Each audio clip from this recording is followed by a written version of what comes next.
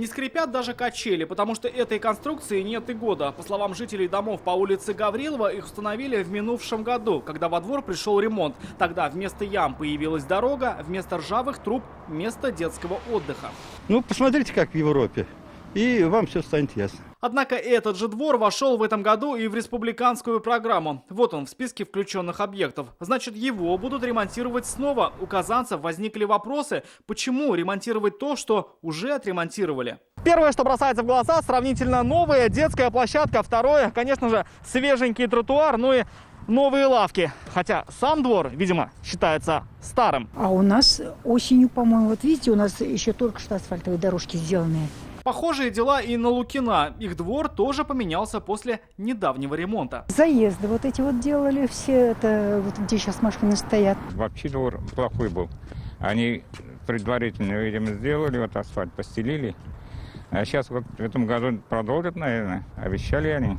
Возможно ли такое? С этим вопросом мы обратились в Минстрой Республики. При формировании программы «Наш двор» не учитываются дворы, в которых МКД были построены за последние 5 лет.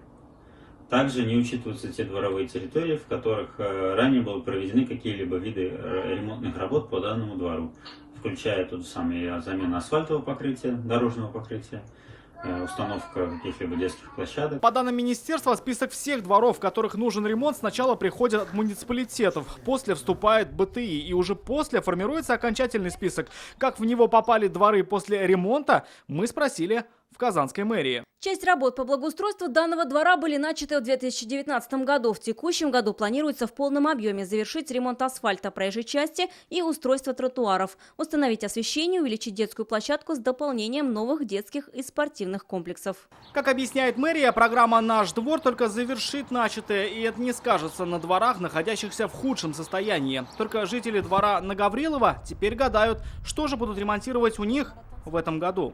Рамиль Шайдуллин, Марат Зайдуллин, ТНВ, Казань.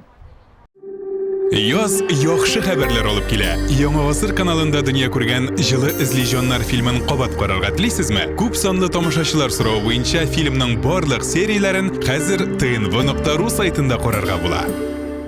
Все новости дня, выпуски программы «Новости Татарстана», программы и фильмы на сайте tnv.ru и на YouTube-канале ТНВ.